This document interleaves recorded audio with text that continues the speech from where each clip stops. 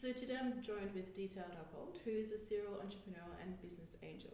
He has over 17 years of experience leading international brands in digital marketing, and he's built and scaled and successfully exited a digital agency. He's currently co-founder and CEO of Context SDK, which is disrupting mobile apps with real-world context information. Thank you so much for joining me today. Thanks for having me. Hi. Yeah, I'm keen to hear more about your background and especially Value Lab, how the idea came to be and the journey. Yeah, sure.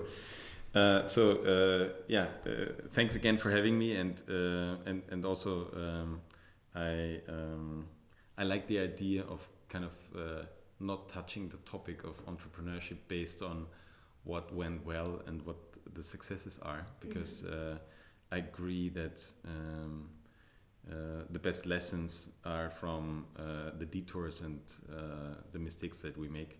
I always struggled to kind of ask myself, so what did I learn from the success cases? And I always kind of tried to take away most of my mistakes that I was able to make, because I always felt like having the room to make these mistakes is also kind of a privilege that I try to be kind of aware of. So where do I come from, and what brought me into that situation? I was born, raised, and live here in Vienna, in Austria. And after traditional school, I studied business administration. And it was in 2000 that I was lucky enough to have a scholarship at the Graduate School of Management in Irvine in Southern California, where I studied half a year. Enjoyed a wonderful lifestyle, living in Newport Beach, surfing every day, and at the same time diving into something that was pretty new to me, because I would say that studying business administration in Vienna was quite at a high level in terms of education. But in California, particularly at UCI, I was kind of confronted with something that was not that familiar to me, which was the idea of entrepreneurship. Okay. So I was there, and back then I think I was 22, surrounded by people around 28 to 30 in their MBA, and everybody was talking about what type of company they're going to build after they have finished their MBA.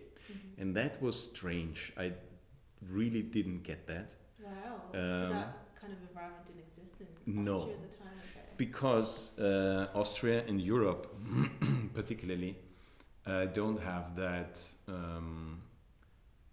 history and culture of embracing the role of the entrepreneur. Funny enough, because Josef Alois Schumpeter is an Austrian, an Austrian national economist, later Minister of Finance and professor in Harvard after he emigrated. And basically, if you talk to people in Silicon Valley, everybody knows Schumpeter. If you talk here in Vienna or in Austria to somebody, nobody will know Josef Alois Schumpeter. Strange. Very strange. And I remember after this experience in the US, I was fascinated to dive into the ideas and theories of Schumpeter, and kind of fell in love with this whole idea of building a theory of national economy around the entrepreneur and the idea of creative destruction. Most of all because it connected to that understanding of, I would call it playfulness, because I would say this is what you observe if you look at kids, for example, when they play Lego. So they build something and then they will destroy it and build something else. And this is, from what I see, a very similar way how the best entrepreneurs out there work. They build something, and at the same time, in a market, eventually they destroy something, but they build something new. And that very playful approach sets free a lot of creativity that is kind of needed to do that against all odds. And that is certainly not something that has been cultivated and kind of communicated as a viable option at university in Austria. But I picked that up in the US, fell in love with the idea, came back and never stopped doing that. Wow. Do you think that that environment is changing in Vienna now in terms of entrepreneurship, especially in university? Ideally, it should start earlier in school. But I think it changes, and I have seen in the last 10 years how the startup ecosystem in Austria, in the last 15 years, the startup ecosystem in Europe has changed. And I think we have achieved a lot, but there's still a far way to go. And if you look, I always try to understand things by its root cause, and to kind of understand what is going on here. I believe you have to go back like 500 years to the roots of entrepreneurship per se. And at that time, for example, Europe was already kind of a divided continent into small countries and states and cities and everything. So everything was in a very tight, limited space. So everything that happened under the umbrella of entrepreneurship was an engineer was getting into his ivory tower, closing the door, and then working on something, and then kind of saying, "Here I am. This is what I've built," because the whole idea was not expansive because of the nature of the continent. And compared to that, if you look at the US in this last 500 years, so to say, it is a history of go west, take your claim, conquer the world. So it is a nation that for 250 years was going from east to west, from the east coast to the west coast. And if you have done that, then the Pacific isn't stopping you. So the whole mindset in a national narrative is expansive per se. So you could say the narrative of entrepreneurship in Europe is product-centric, where it is market-centric in the US, and that's a reason why this whole idea of entrepreneurship is so differently interpreted. Yeah, definitely. And I guess risk-taking appetites and other things as well. Exactly. That all comes with that. Yeah, yes. That makes sense. Okay, so you have an amazing time in California, yes, and you come back to Vienna, and what's next? I started to build my first company together with friends, which I ran for 16 years, a privately held digital marketing agency that over the course of 16 years we've built into a large organization with 3 offices, 180 employees, and quite a sizable annual revenue. So that was a lot of work. It was super interesting. I learned a ton about enterprise sales because our clients were large European brands, corporates, stock-listed companies. I learned a ton about building organizations, and that was great and brought me into a position where I was lucky enough to, on the one hand, start investing as a business angel and support other founders. And after I felt like although it was great to build an organization over 16 years, I am deeply in love with this step from 0 to 1, with this kind of inflection point and initiation of things. What draws you to that stage? That's quite unique, because that's very stressful. The unknown, to be honest, you could say that it's very stressful. I would say I feel very much alive. Wow. So I would say one of the most important values that drive me is curiosity. And I think it's diving into the sphere of the unknown to find out about things is a pure pleasure. So it doesn't put me into a space of anxiousness or discomfort or whatever, but it feels like a fish in the water. Okay. And And also this confrontation with existential risk in the entrepreneurial sense of things, I would somehow say it brings me to the top of my game. So that's where I perform best, and where I achieve things that I would never be able to achieve in other settings and environments. So I believe there's people who are great at that stage from 0 to 1. There's other people who are great from 1 to 10, and there's others who are great from 10 to 100 or 10 to 1,000 or whatever. And I'm clearly built for the 0 to 1. That's very unique.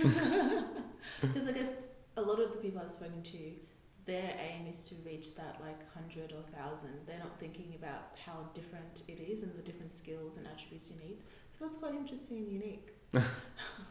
And so you became an angel, and what was next? By becoming an angel, I realized how much I'm in love with that stage. And then basically I felt you have two options. I was in a very privileged position of being in my let's say mid-late 30s and kind of having the choice to decide what I wanted to do. And I made the choice that I feel happiest when I can start new things. Always being aware that things can go wrong and fail. And I never had the wish to do something where I knew it's going to work. I'd rather wanted to find out if it works. And that's what I then did. I started different things, and found out that some of them worked, others didn't. And I guess one that didn't was Value Lab. Exactly. Where did that idea come about? Basically, it was I was in this space where I was for 10, 15 years always thinking and talking about entrepreneurship, talking to other entrepreneurs, and kind of getting a very good idea what are the pain points, what are the needs, what is going on in this market, and then looking at it always from this kind of macro perspective and micro perspective, looking at it from the people-centric perspective, but also from the systemic perspective. I love that kind of change of perspective, because this kind of change of perspective and looking at the same thing from different angles gives me that kind of 360-degree perspective to really then see things differently, and then identify, okay, what's not working here and how can we solve that? Okay, so you started with the problem and then the solution, because some people do it the other way. Yeah. So and Value Lab was kind of I talked to some fellow entrepreneurs, and we realized that builders going to build, and you never think about how do you kind of hand it over. So when is the point where you transition, eventually leave the organization or retire or whatever? Only today, I would say, because of the startup ecosystem, there is a generation of serial founders that learn what exiting a company means. But for the vast majority, for the backbone of European economy and society, there is hundreds of thousands, millions of small, medium enterprise entrepreneurs who are doing this for 10, 20, 30 years and never thought about an exit. They don't have an idea what an exit is. They were building because they wanted to build. They never wanted to exit. That's on the one hand a beautiful thing. On the other hand, that's also a threat to society and to economy. And don't quote me on the numbers, but I think each year in Europe there's 200,000 plus cases of succession in SME companies in Europe. That's a lot, yeah. And that's a whole lot. And you know, not every one of them is as dramatic as the HBO series. But it is a critical point in the life and journey of a company. Mm-hmm. And for example, there is various stakeholders in our societies and economies who deeply care about the topic. Think about banks, right? These companies have established relationships for 10, 20, 30 years with banks, have outstanding loans, financing instruments, etc. So it is about billions and billions of euros that are either outstanding or deposits or whatever. Mm-hmm. And then there is this moment of succession, and basically this entrepreneur who has built something for 20, 30 years never thought about it and has no plan. No plan how to do that successfully. Yeah. And he has also no idea what's the value of my company. Yeah. How can I optimize the value of my company before I hand it over, before I exit it? Mm-hmm. And this was the insight and all the ideas around Value Lab.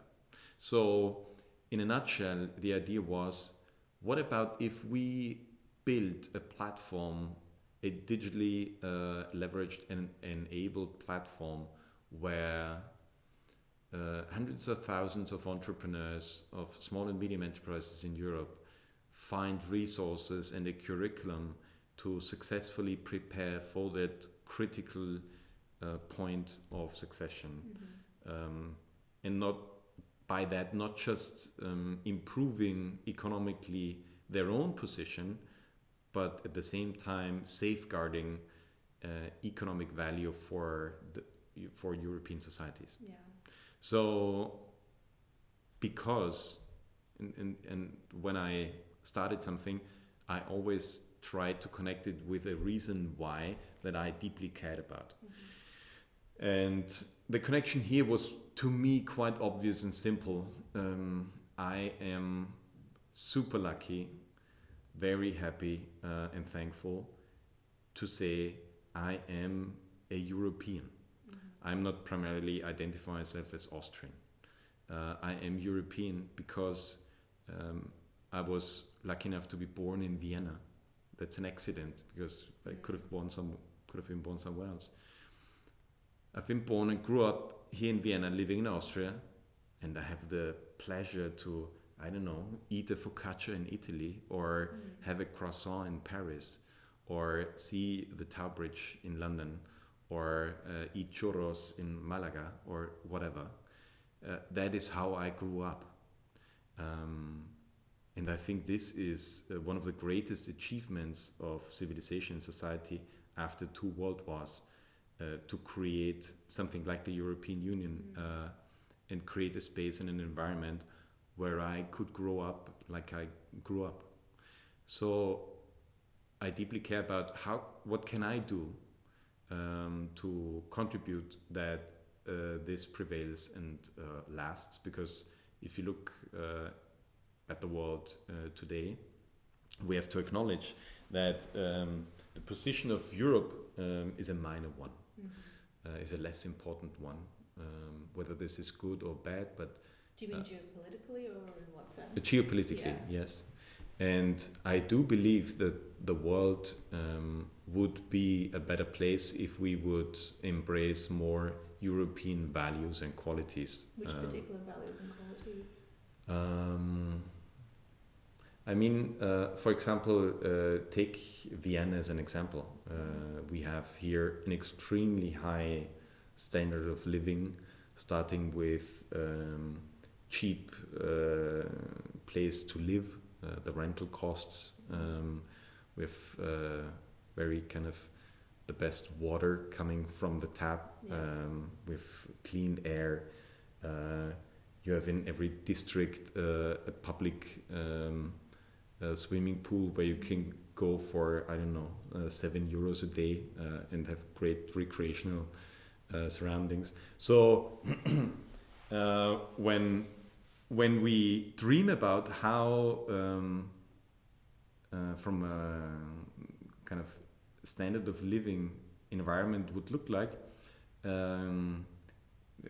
today, Gen AI would come up with something that looks like Vienna. Mm-hmm. So you're not biased. I'm biased, but I could say the same thing about Paris or Barcelona or So there's so many places where I would say these are places on a continent not for a few to have a great life, but for the many to have a great life. And that fact leads to a situation where I have the freedom and the license to operate as an entrepreneur, and that is an amazing freedom. So I don't have to live in a gated community to do what I want to do. And I don't need,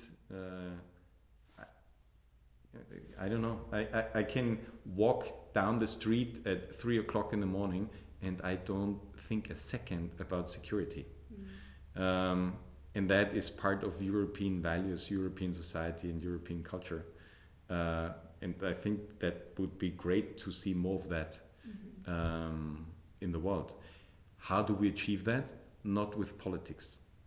I do believe we achieve that with successful companies and entrepreneurs, and by that sharing that as European values in the world, because we live in a capitalistic system which is driven by entrepreneurship, and that is a reason why that is necessary, and that is a direct kind of connection to the idea of value lab. If we were successful with that idea to create more successful successions in critical SMEs in Europe, then this would have been a crucial lever and aspect in promoting and supporting European values in the world. Definitely. And I guess succession planning would be a very sad thing or reason for a good SME to die, because you look at the world's longest running businesses, they've often evolved and changed over time. They start in one sector and move to the next. And if something like succession planning, prevents that, that's quite a shame. So, yes. Yeah, to think of the what ifs. Yes. Here. Yeah. And so where did you start? How did you tackle this issue? So I started with the idea together with a friend that I was talking about. And then, as it usually, or at least as I do that, when I have this idea, I talk to everybody about it. And so you don't keep it close to your chest? No, like some no, not at all. Because, the kind of saving something or making sure that you safeguard it, it's not by keeping it secret, because the success is not in the idea, it's in the execution. And every idea always has been already there. So I don't believe in this idea that an idea is unique. Yeah. It's the combination of the idea, the timing, and the execution. Correct. Yeah. These things have to fall into place. So I don't care. I usually also don't have NDAs or whatsoever. It doesn't make sense, because in a world of an increasing pace of change combined with a high degree of complexity, there's so many things that constantly change that the idea that just because I have an idea that I tell you and that is a reason why I fail is a very simple thought. So it just doesn't play out. I don't believe in that. So I talk to everybody, because when I talk to everybody about it, I get so much feedback that I can learn from. So, for example, like every conversation with friends when I talk about an idea is like a pitch. And I can see from your facial movement, from your eyes, your body language, how you respond and resonate with an idea. And it is all signal to learn from. Is the narrative right? Do people understand me? Is it completely off? Does it touch you on an emotional level? Everything. And then you get very interesting feedback and ideas that always enrich a concept and idea. So I was talking. And suddenly there was one conversation of a fellow entrepreneur who was also investor in a startup where we co-invested. And he said, Dieter, we have to talk. I said, okay. He said, actually, I was thinking about something very similar, and I can show you. I have plans how we do that. I'm already on that. And I was like, okay. I said, cool, tell me. So we sat together, and it was a little bit different, but also very similar. Mm-hmm. And then we said, okay, why not just do it together? And then it was a very quick decision, because we said, let's join forces. I think it took us not long. He built several companies before, I built several companies before, so it was kind of, okay, do we take your lawyer or my lawyer? That is the bylaws. Let's start this thing. Okay, wow. Let's put in each, I don't know, 50 grand or whatever, and let's get it started. Mm-hmm. And then he had a background where he had partners in Germany from different angles, where he said, I think it makes sense to have them on board. Okay. And we were about to move fast, execute. And I was like, cool, I trust you, bring him on. And then I think it was around the pandemic also or something. So everything was on Zoom calls. And we made 1 or 2 calls. And basically I agreed and said, yeah, okay, let's do this, the 4 of us. Mm-hmm.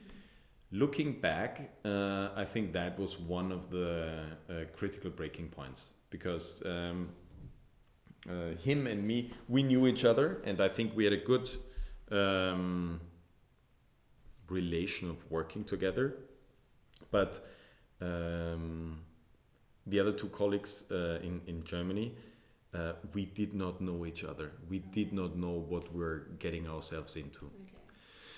Okay. And I mean, it sounds so stupid, because if you have built half a dozen of companies, you should know that kind of the people doing this together, this is kind of 70% of the equation. Definitely. And I was completely naive in that regard. What were the challenges that you experienced with working together? Or where were the friction points? The challenges were we did not know each other. Okay. Right? So I think there is this kind of pyramid. First, you need to know each other. Based on getting to know each other, you can learn to understand each other. Mm-hmm. Why do you work how you work? And based on that, you can appreciate each other. Mm-hmm. And I didn't even know them. So how could I understand them? How could I appreciate them? That was super. Did you get to know them along the journey, or? I would say just half. Okay. I would say just half. Mm-hmm. Because and you know, building a company is not a let's say a retreat for personal development where you get to know each other. Yeah. No, you should do that before. It's intense. Yeah, and therefore, looking back, that was really stupid. Yeah. But I think it was also a little bit of, how to say, hybris.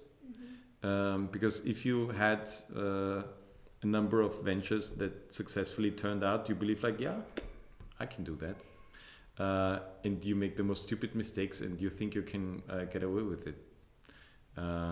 So that was one hard, tough learning, I would say. That's a shame. Yeah, definitely. So, and then also, I would say, I mean, it sounds stupid. All 4 of us were kind of very senior, seasoned entrepreneurial people. Mm-hmm. And none of us was this type of operational executor.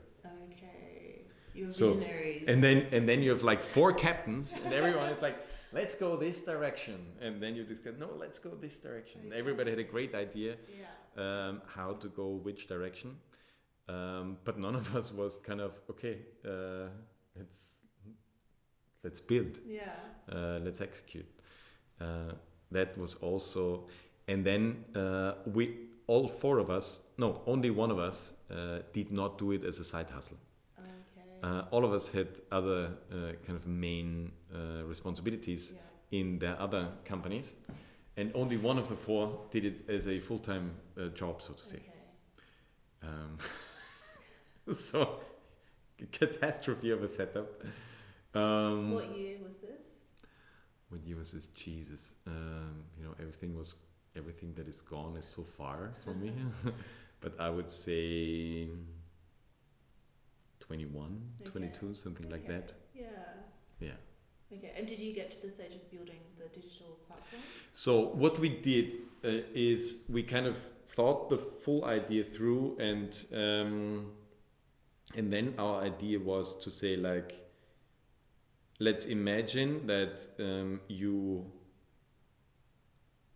we wanted to take the learnings from the startup ecosystem, because startups very often are at a stage where they need to get in a short amount of time exit ready. Mm-hmm. So we said, let's take this perspective and transfer it to SMEs and say, like, okay, what is needed in terms of a process, curriculum, content, and platform to get an SME and the entrepreneur exit ready in 9 months.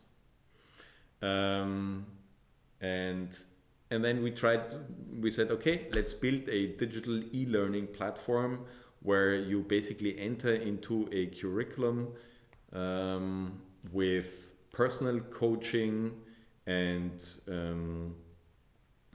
video calls and e-learning resources, and through that curriculum get into this exit ready stage over the course of 9 months. That was then I think the kind of manifestation of the idea in terms of a product that is accessible in the market, because we wanted to build something that scales. And we had this kind of range of, let's do a very white glove, hand-holding, consulting-like approach, or let's do a complete self-service, self-sign-up, no-touch digital platform approach. And we tried to find this middle way, because we were looking for entrepreneurs who were willing to pay, like, I don't know, 2,000 euros per month for the time of that curriculum. And these were people who are often, when you look at the ICP, let's say male, female, between 55 and 65, non-techies, so to say, after 20 to 30 years of their own entrepreneurial career. So that was kind of the setup, and we had like tons of content and material. So I would say there was 1,000 pages of content. Wow. The four of you developed, or? Yeah, and kind of collected, because everybody of us brought different areas of expertise. Me, like digital marketing, branding, go-to-market, etc. Also had pricing. Other one had controlling, accounting, etc., etc. So we had HR and organizational development. So we had really a broad range of. That was, from a content perspective, amazing. And then we started to standardize that and bring it into shape, make the presentation formats, and then also started to make interviews, talk to people, and do kind of test sessions where we exposed people to what we're building, and then kind of trying to understand, how does it resonate, does it fit, are they interested, etc. And in the end, when you talk to entrepreneurs, everybody will tell you, yes, that's a big problem. It's really, that lies heavy on my heart. And then if you say, okay, there's an offering, that's how it looks, that's the commitment, that's the cost, they're like, nah, I'll come back if I need it. So it's a complete mismatch between emotional state and actual behavior. Do you think they understood the value that was being offered? No, we never were close to reach something like product market fit. Okay. And why was that? I mean, you have to imagine, this group that we're talking about is extremely tough, because they are not coming from a business school background. These are craftsmen or whatever that ended up by accident being entrepreneurs. And they bring their own part of hybris, because they are somehow successful entrepreneurs. They built something. Yeah. And you know, that's most of the time pretty amazing what they achieved. And now you're telling them you have no clue what's waiting for you in the succession, and they're like, what the fuck, what do you know? Yeah. So it's kind of it's a very difficult sell. Yeah. At the same time, when they sit at 9 p.m. In the office, they're like, Jesus, all these problems, all the issues, nobody to talk to, nobody that can help me. I wish there would be somebody that could blah, blah, blah. Yeah. So it's a very schizophrenic situation, for sure, so to say. What a shame. Yeah. So what happened next after your initial testings? First of all, we ran into this kind of people problems where we learned we as a team don't work. How often were you meeting? Or? I would say we had this weekly update calls in the founder team. Did you employ staff, or was it just?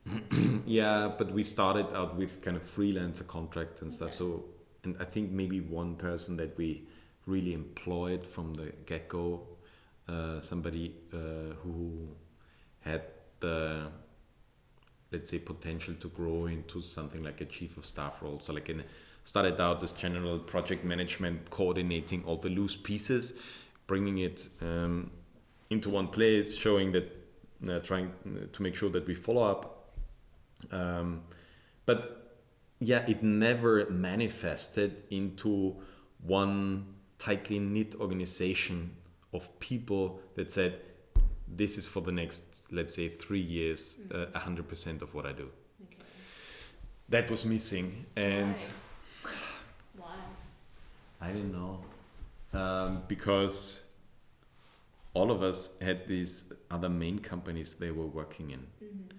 And that at that time, I believed that it is possible to do a second, a third, or a fourth company as a side hustle. How many hours are in your day? Wow. So it was really stupid.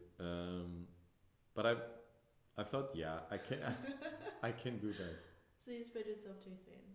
Yeah, and then the sad part is you learn that you put in so much and nowhere you are having impact. So that's really frustrating. And you know that frustration then kind of also drips into the whole organization, the culture and it becomes part of culture, and that's draining. Yeah. Were there any attempts to revive it or inject life? Yes, there were, and I think it was after. So we're going forward, working on the curriculum, trying to build a platform, looking for the e-learning systems. We had the website, a landing page, trying campaigns. So we were pushing for it. At the same time, we learned it's hard, it's not working the way we want it. And then the among the founder team, sentiment was going south. And then we said, we have to change something. And 2 of the 4 said, yes, and we are out. Okay. And that was also a kind of a relief. We're like, yeah, good, let's do that. And I decided to stick to it. I said, no, I'm not done with that. I believe in it. Let's pull this through together. But and we tried to revive it, tried to get in new people and push for it. But I think another 6 months later, we had to face the fact that in this setup, this is not working. And then my co-founder said, you know what, I don't want to let it go. I have also currently nothing better to do. Okay, I wanted to do that. And I give myself 1 more year. How much time did you spend on it? I would say 1 year.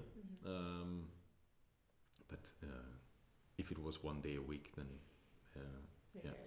I had 2 other companies at the time. Okay. So he gave it 1 more year? He gave it 1 more year, and I said, yes, do that. And if you ever need support in kind of sparring, challenging, or helping from the sideline, I'm there, but I'm not. Okay. Yeah, I'm. I cannot do this anymore because I realized that I'm. If I don't cut some things, then everything doesn't work anymore. Yeah. So it was kind of the consequence was right, although it was super tough because it was kind of difficult letting something go that on the raw level of idea and concept I still totally believe in. Yeah. We were just, I think we just were wrong in our perception how we are going to make this work. And then we fell in love with this idea how we thought it's going to work. And we did not kind of let it go and start from scratch. I was going to ask, because it sounded like the initial solution didn't quite work for Yes. the market, and you might have had to change it a little bit. Mhm. And for some reason, we liked our idea too much. So, and that's always a bad sign if you're, be in love with the opportunity, not with what you have built.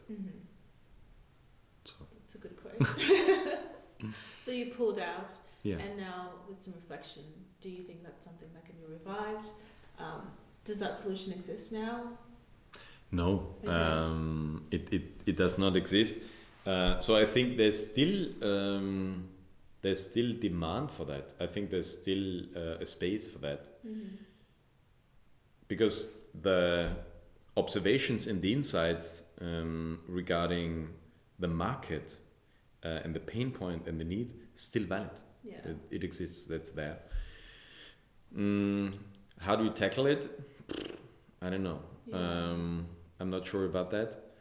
But if there's somebody out there who says, I'm building that and I need a fresh pair of eyes or whatever, call me. Okay. Because I think it is super important that somebody is building something like that, For sure. whoever it is. For sure. So in summary, the key lessons learned were the team. Yeah. That initial team is fundamental. Yeah. And reiterating your solution and being open to changing it in order to address Yes. the problem. What else would you add to that? If you do it with all your heart and your complete capacity. Okay. It's not,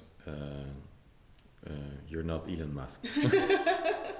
Yes. I'm not sure it's working out well for you, but yeah. Luckily. So if you do it with all your heart and all your capacity. Definitely. Great. That's very, very fascinating. It sounds like I have a suspicion that you will tackle that problem again. I think so. Let's see. And I guess you have gone on to work on other exciting ventures since then. Mm-hmm. And would you like to talk about any of the others and lessons learned from that? Well, what immediately would come to my mind is one of the last companies that I've built, which was a joint venture with a large venture capital organization, where we have built the, let's say, growth partner at the platform. So that started in a time where it was increasingly obvious and raised awareness that capital is a commodity, and there is an increasing amount of capital in competition for the best ideas out there. The question was, how can you differentiate in that environment? And because of the nature that I described about the European entrepreneurial ecosystem, we have to acknowledge that there is still a lot of upside to develop this perspective of market centricity, because we have amazing talent here in Europe when it comes to STEMs and engineers and everything. But when it comes to market centricity, there is a lot to learn. And therefore, the idea was to build an organization that helps techie founders with all things market centricity, like pricing, go-to-market, branding, setting up sales playbooks, blah, blah, blah. Everything that could be on their plate on the distribution side, helping to get amazing technology out there. And then, since I had this background in digital marketing agency, I'm coming from a services background. So I knew how to build a services organization that was delivering services to clients, making them happy. But then the core question was, how do we create an organization that has a high degree of alignment of interest with in that triangle? Because the triangle was, you have the investor, you have the startups, and you have the service organization. How do you create alignment of interest among those? Because in the traditional agency business model, where you would sell days for a certain daily rate, the interest of the service provider to sell as many days as possible at a high daily rate. But that's not in the interest of the investor and not in the interest of the startup. So the model that we came up with is to create a setup where the largest part of our compensation was coming from a participation in the upside of the fund. Meaning, with an alignment of interest, the founder wants to increase the enterprise valuation. The investor wants to increase the enterprise valuation of the startup, and the service provider as well, because we are directly linked in our compensation model to that. So from the setup and from the core of the thought of it, I think it's brilliant. Were you just focusing on tech startups? Or we're just working with tech startups, meaning very much around like software is eating the world, everything that you can disrupt in an algorithmic way. Because also there you have a high likelihood of a founder team that is very techy and knows little about market centricity. So that's the biggest lever in that regard. And I mean, with a small team of 6 to 8 people, over the course of, let's say, 7 years, we've executed more than 200 growth projects with startups across Europe. So that was a great time, amazing to learn. Was that time intensive?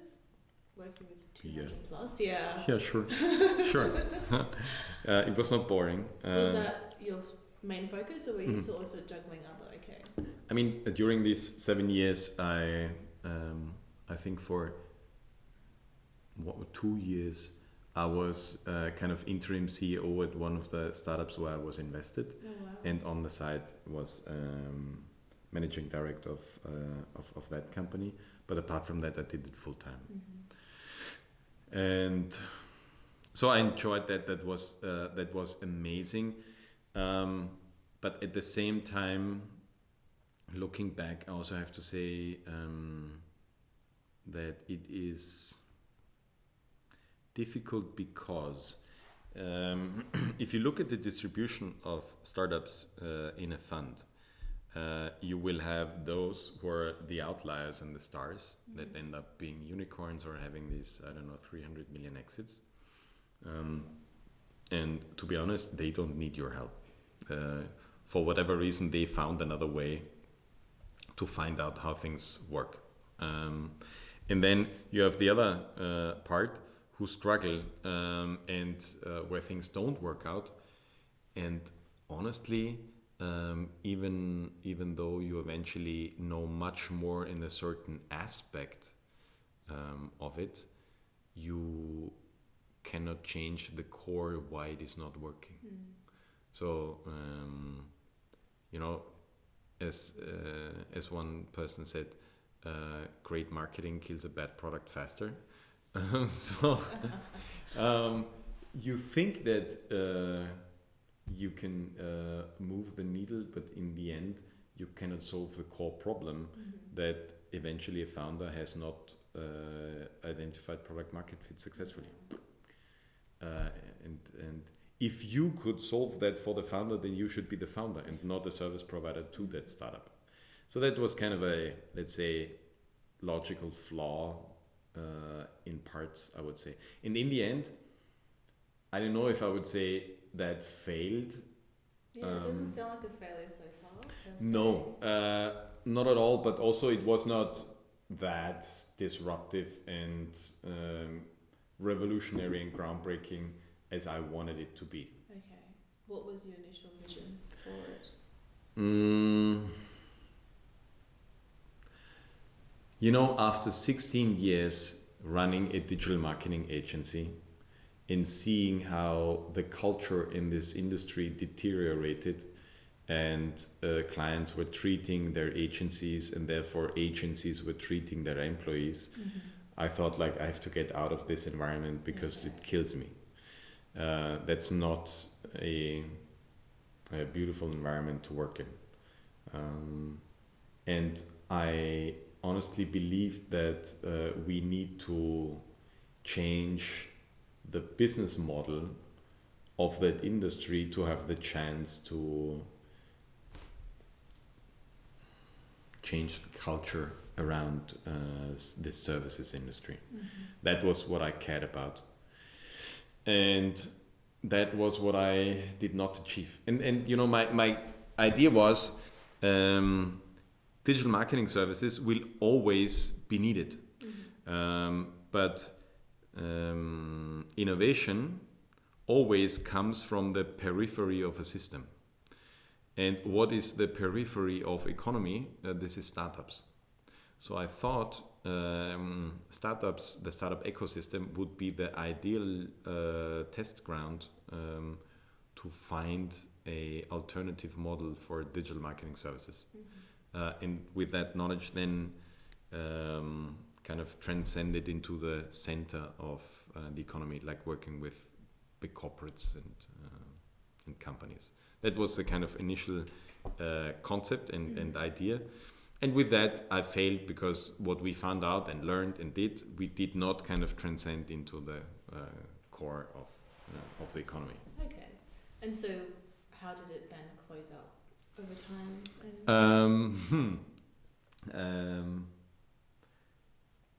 Basically, it was in spring 23 when I met my current co-founder Felix, and he told me about what he was building, and he needed somebody to do sparring.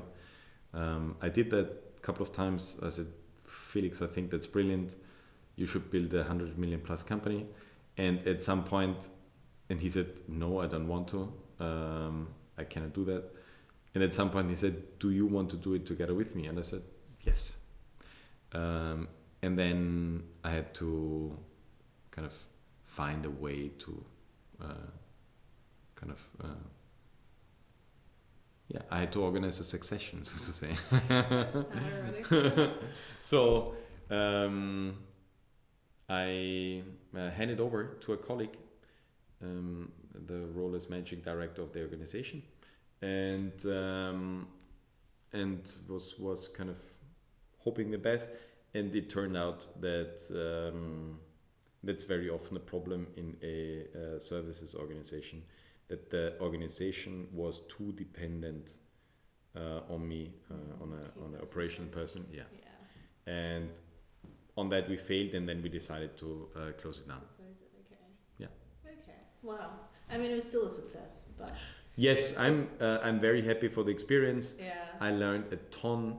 And as I said in the beginning, curiosity and from 0 to 1, this is what I live for. In 7 years, I had 200,000 times the opportunity to be in that situation. That's amazing. Yeah. That's like a dream come true. So definitely. It is ironic that succession planning was then also yeah. a point of failure. Yeah, exactly. Exactly. Eat your own dog. Fair. Well, that's all been very interesting. Thank you so much for sharing your thoughts. Any last words, any advice that you think is left on the table that you'd like to share? I'm not the one to give advice. I can only share that I think taking this leap of faith and following whatever dream you have and building something as an entrepreneur is one of the most fulfilling, most beautiful experiences in life, and I can only support everyone doing that. Wow, That's very beautiful. Thank you.